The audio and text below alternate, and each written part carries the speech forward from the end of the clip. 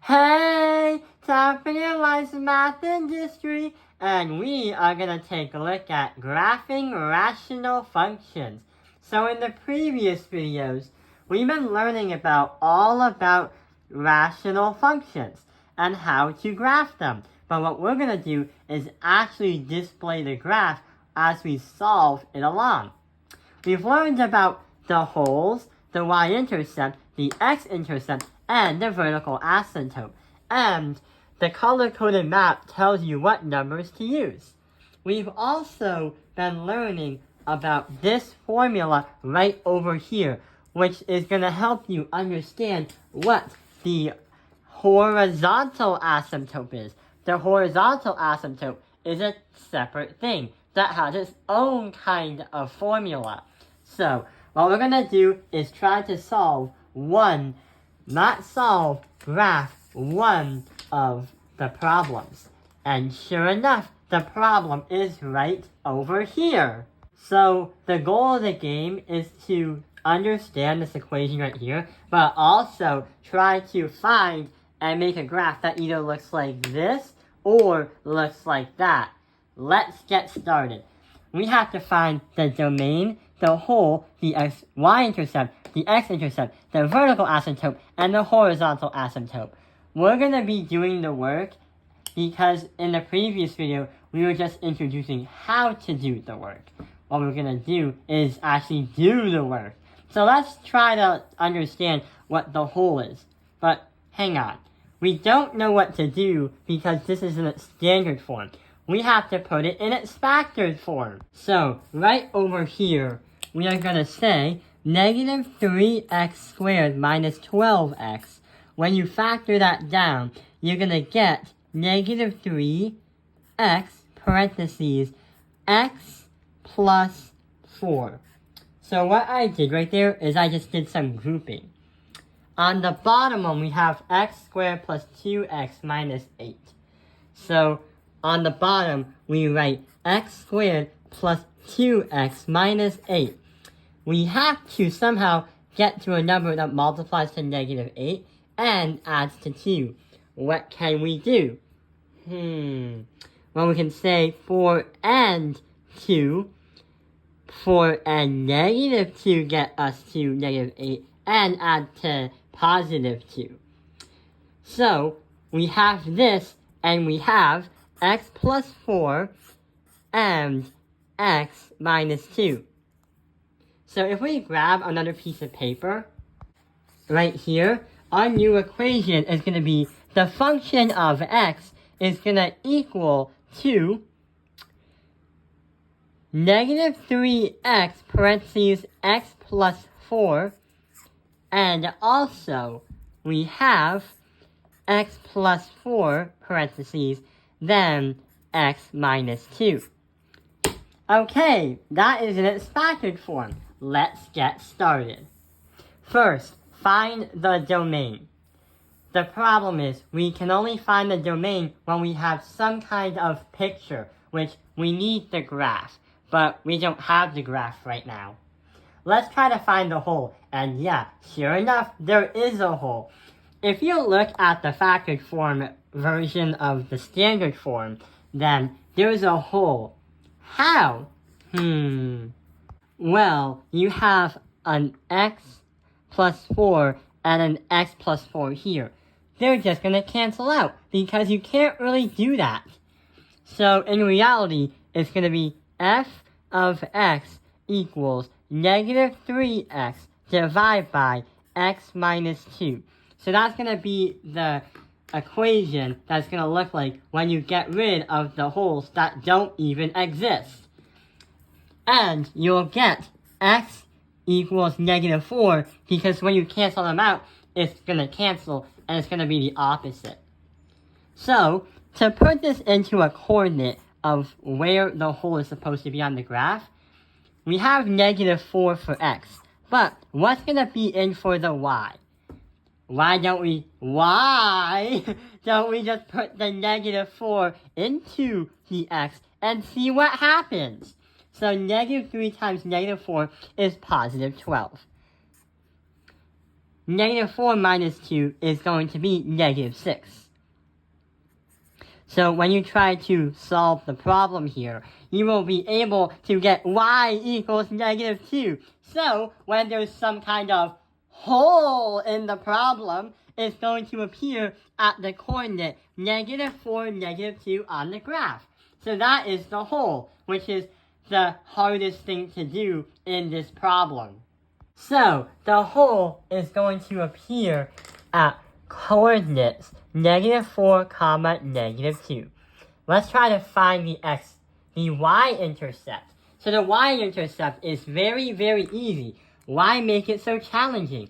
So the point for y-intercept is like some kind of number of 0 as an x and a number for some kind of y. So why can't we just put the 0 in for the x? Which, yeah, we're supposed to be doing. So negative 3 times 0 is 0. And 0 minus 2 is negative 2. But when you do 0 divided by a number, it's okay. It's not going to appear as undefined as if you would be dividing by 0. So therefore, the coordinate for the y-intercept is 0, comma, 0. Let's take a look at the x-intercept. So we can rewrite the problem again and see what the x-intercept is. The x-intercept is going to be the top row, so you have to equal that to 0. Negative 3x equals 0.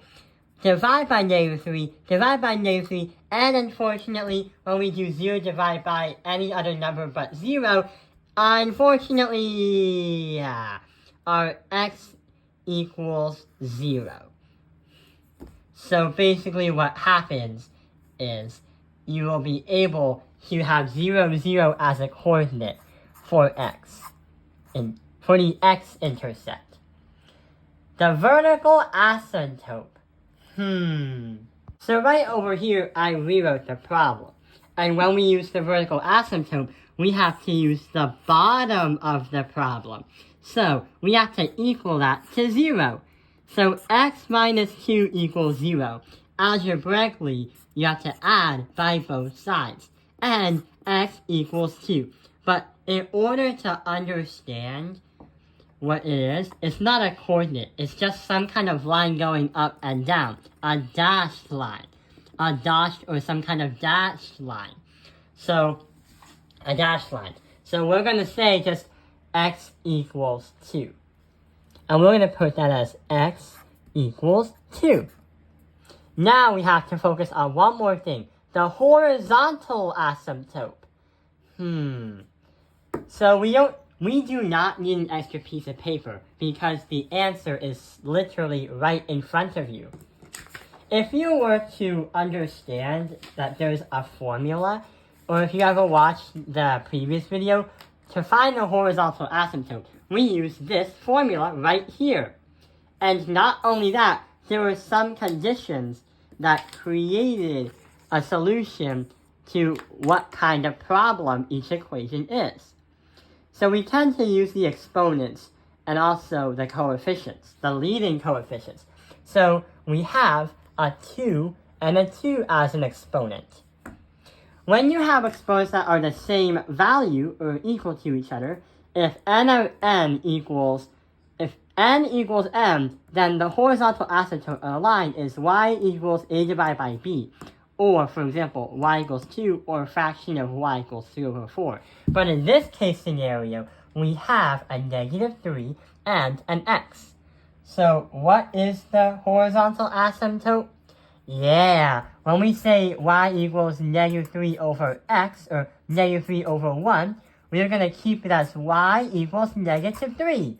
So y equals negative 3. Now we have all the parts. Let's try to graph. So right over here is an empty graph. It has a y and an x. Therefore, it's an xy graph. So what is the first thing we should think about when putting all this information on the graph? Yeah, what I like to do is line up the vertical asymptotes and the horizontal asymptotes. So x is equal to 2. So I'm just going to put a dashed line of x equals 2 right over here. This is going to be a more simpler graph, so there's not really a lot of like those those lines that go up and down. The horizontal asymptote is y equals -3. So what we're going to do is put the y, or the horizontal asymptote, right over here as -3.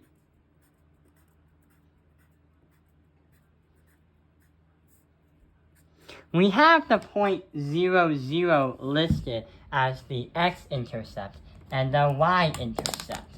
So what we're going to do is put the x and the y at exactly 0, 0, which normally you would have to put the x-intercept somewhere on the x-axis and the y-intercept somewhere on the y, which will create 2 points that would help. But we only have 1 point. What can we do? Oh, there's something missing that we forgot to add. The hole. I knew that there was some kind of hole or there's something missing in the graph. So there's going to be a hole of -4, -2. So I'm going to say 1, 2, 3, 4. 4, -2 is going to be right here. So it looks like the graph is going to go all the way here and wants to curve up like this, like a bunch of fighter jets doing those air shows. But there's one little problem.